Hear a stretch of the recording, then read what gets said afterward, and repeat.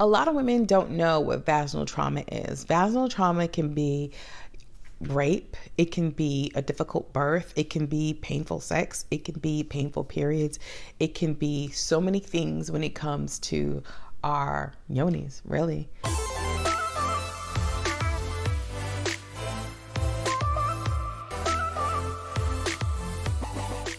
We should take a delicate approach on how we heal that. So an example of vaginal trauma, let's talk about rape and the psychological effects that it can have on women when we are dealing with being violated down there. We sometimes disconnect from others, we disconnect from ourselves because we've been violated. So trying to get back to who we are can take some time. Of course, meditation and affirmations, I can tell you all of that can help. But when it comes to like recovering from rape, it is literally bringing yourself back to yourself, allowing yourself to be secure again after that type of violation. So journaling and therapy, Yoni steaming, all these things are tools to help, but you have to decide, I want to get back to myself. I want to feel secure again. And you have to remember that what that person did is what they did. And when you're recovering from something as harsh as rape, coming back to yourself and finding security and wholeness with yourself is something that's going to take time, but you decide that you want to heal. And understand it could take time. It could take some people months, some people years, but when you're deciding to be able to, when you've decided that you want to heal from this trauma, then it's a decision you make and you commit to. I commit to healing myself. Now, when it comes to Yoni steaming and rape, a lot of it is to try to reconnect with yourself. You choose a delicate steam to help you relax your vaginal walls, relax your vulva, relax yourself, and really reconnect with yourself. Because the heart and the womb are like this.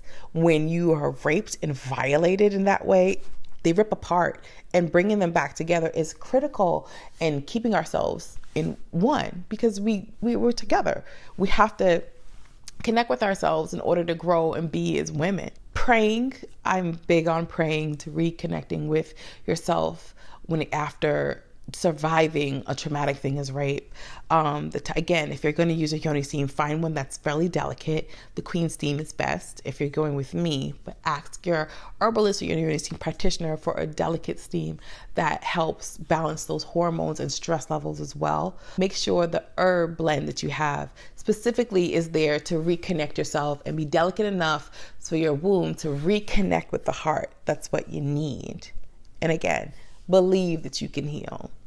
Sometimes vaginal trauma can be painful periods. So painful periods can start as young as when you first got your cycle till you're as old as, and I mean old as in older than 11, so when you go through menopause. So that vaginal trauma means every single month you have anxiety when you are going to get your cycle. If it started when you were a child, imagine how much it has grown when you're an adult. You've consciously made a decision in your head that I'm going to physically be in pain. That is vaginal trauma. So you pump yourself with medicine.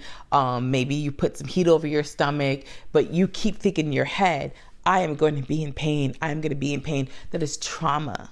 A way that we can get over period trauma, cycle trauma, is by, again, deciding how we eat and act before we get our cycle. Be consciously aware of when your cycle is coming and what to do to prepare for it. But decide your cycle is not your enemy. Your cycle can't be your enemy. We've had her around since we were in 7th grade, some 6th, some 5th, some 12th grade. But we've had on flow around us forever, and on flow tells us what's going on with our bodies. So if your periods are extremely painful and very heavy, that's not natural.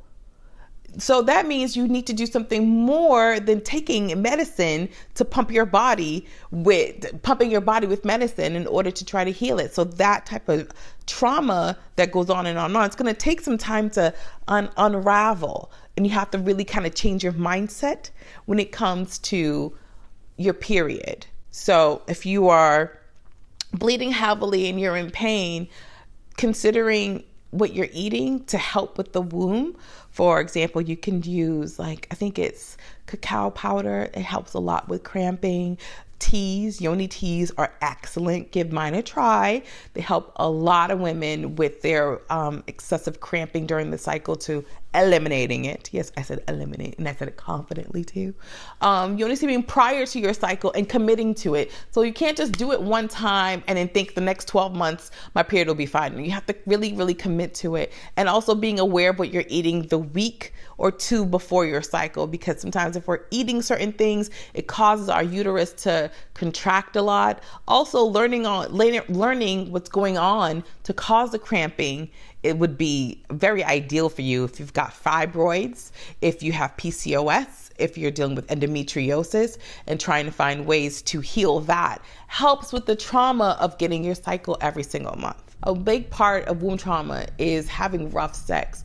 Either you weren't ready, or you have trouble getting ready, or elasticity isn't where it needs to be, you're not as wet as you need to be, and then you have rough sex, and then you're just grouchy, or you feel very tight. Your vaginal area doesn't open up as easily due to vaginal trauma. A big way you can help this is by talking to your partner, warming up the engine before you start working it, having proper foreplay. Maybe you do foreplay on yourself before. So you've warmed yourself up and opened yourself up to having intimacy with your partner. A big thing too when it comes to vaginal trauma is if you've experienced rough sex, and it's very easy to constantly keep this in your head and then you don't enjoy it.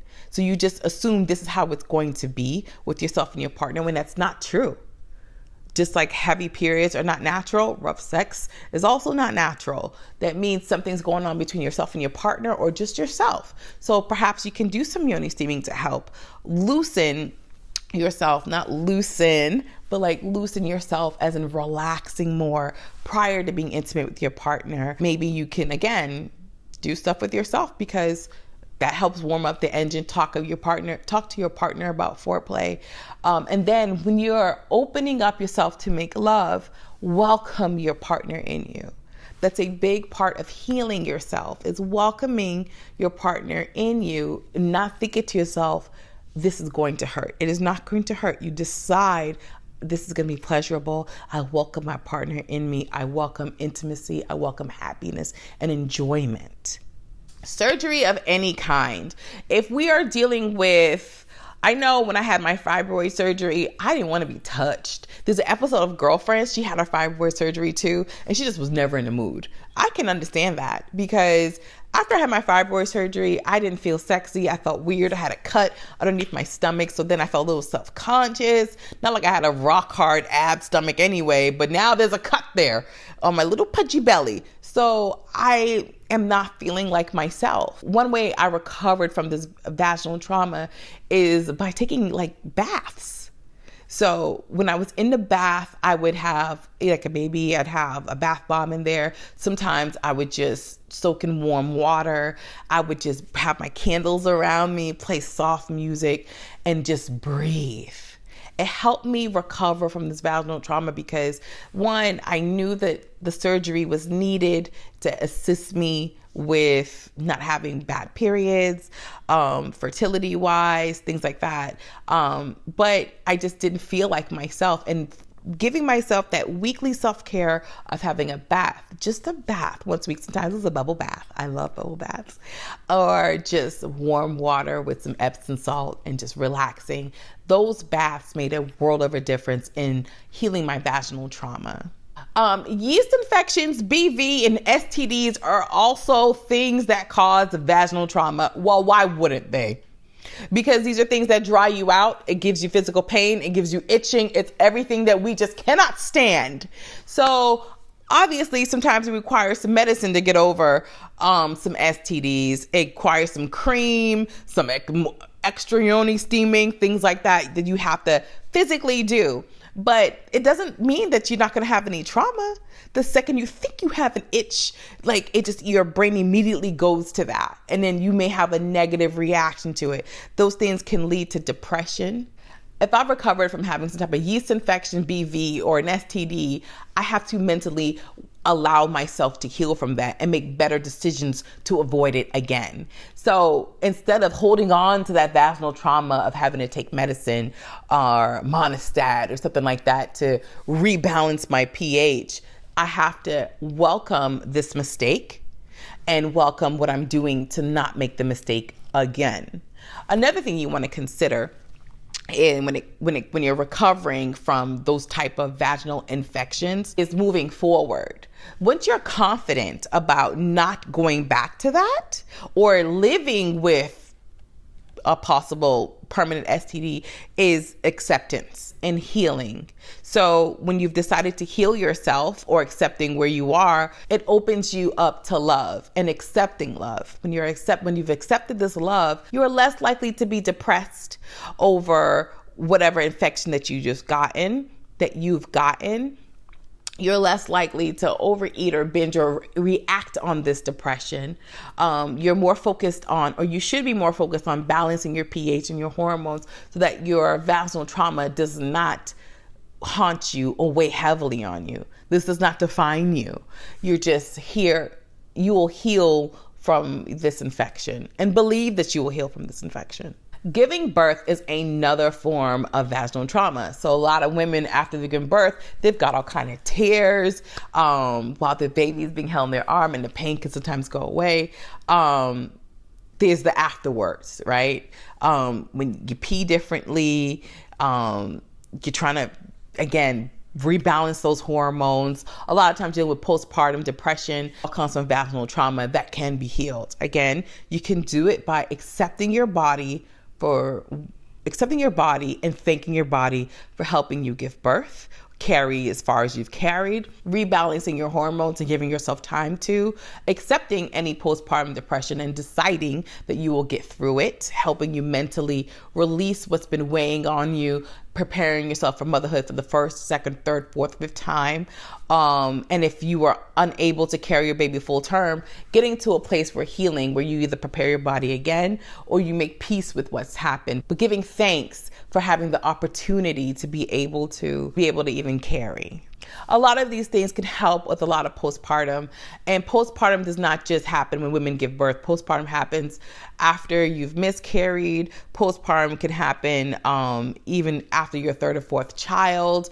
Things like postpartum does not discriminate. So be aware of this and focus on what you can do to rebalance those hormones and get closer back to your normal self. But first things first is accepting where you are.